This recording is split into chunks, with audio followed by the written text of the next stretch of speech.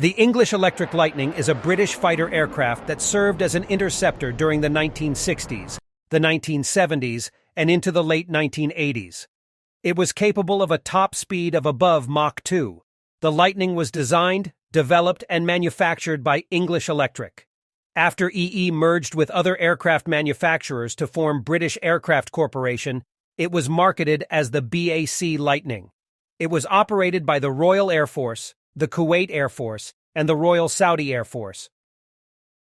A unique feature of the Lightning's design is the vertical, staggered configuration of its two Rolls-Royce Avon turbojet engines within the fuselage.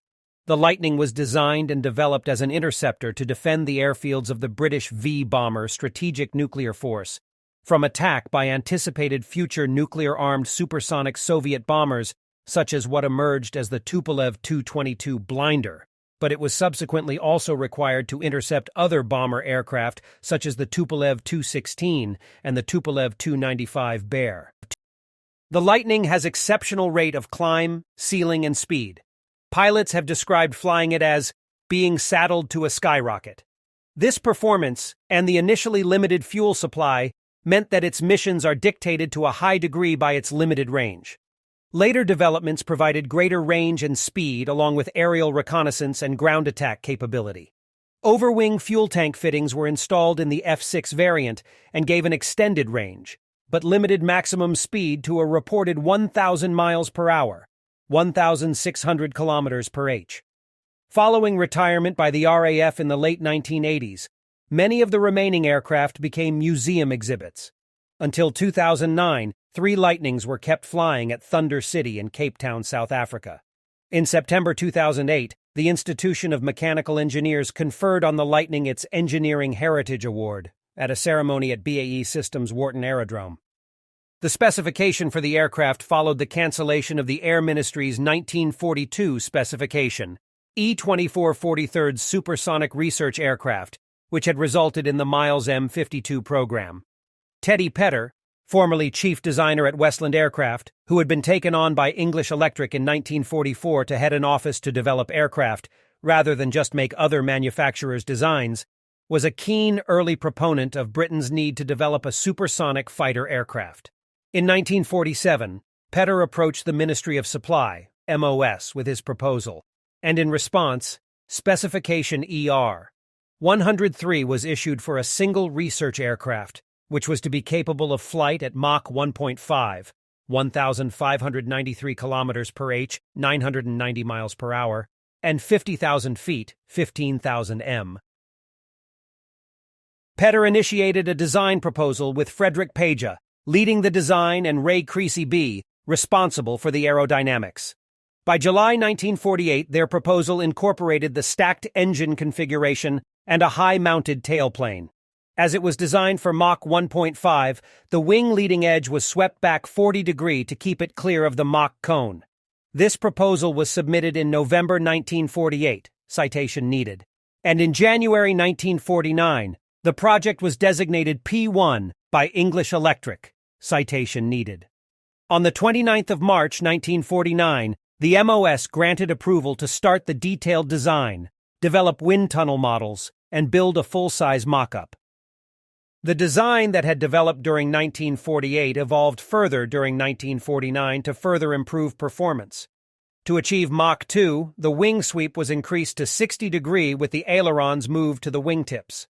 In late 1949, low-speed wind tunnel tests showed that a vortex was generated by the wing which caused a large downwash on the tailplane.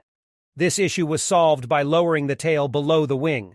Following the resignation of Petter from English Electric, Page took over as design team leader for the P1 and the running of EE Design Office. In 1949, the Ministry of Supply had issued Specification F23/49, which expanded upon the scope of ER 103 to include fighter-level maneuvering. On the 1st of April 1950, English Electric received a contract for 2 flying airframes, as well as 1 static airframe, designated P1. The design that had developed during 1948 evolved further during 1949 to further improve performance. To achieve Mach 2, the wing sweep was increased to 60 degrees with the ailerons moved to the wingtips.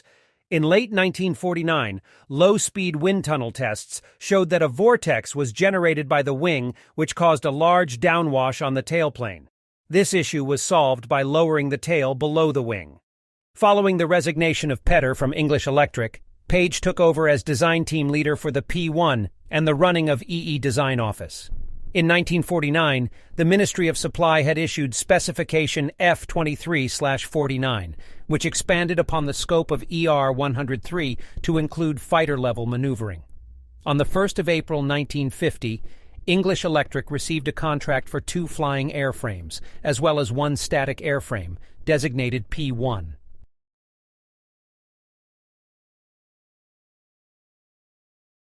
From 1953 onward, the first 3 prototype aircraft were hand-built at Samlesbury Aerodrome, where all Lightnings were built. These aircraft were given the aircraft serials WG-760, WG-763, and WG-765, the structural test airframe. The prototypes were powered by unreheated Armstrong Siddeley Sapphire turbojets, as the selected Rolls-Royce Avon engines had fallen behind schedule due to their own development problems. Since there was no space in the fuselage for fuel, the thin wings were the fuel tanks, and since they also provided space for the stowed main undercarriage, the fuel capacity was relatively small, giving the prototypes an extremely limited endurance, and the narrow tires housed in the thin wings rapidly wore out if there was any crosswind component during takeoff or landing. Outwardly, the prototypes looked very much like the production series, but they were distinguished by the rounded triangular air intake with no center body at the nose, short fin, and lack of operational equipment. In 1955, the Air Ministry learned of the Tupolev Tu-22, expected to enter service in 1962. It could cruise for relatively long periods at Mach 1.2 and had a dash speed of Mach 1.5. Against a target flying at these speeds, the existing Gloucester Javelin interceptors would be useless. Its primary de Havilland Firestreak armament could only attack from the rear, and the Tu-22 would run away from the Javelin in that approach. A faster version, the thin-wing Javelin, would offer limited supersonic performance and make it marginally useful against the Tu-22, while a new missile, Red Dean, would allow head-on attacks. This combination would be somewhat useful against Tu-22, but of marginal use if faster bombers were introduced. In January 1955, the Air Ministry issued Operational Requirement F-155, calling for a faster design to be armed with either an improved Firestreak known as Blue Vesta or an improved Red Dean known as Red Hebe. The thin-wing Javelin was cancelled in May 1956.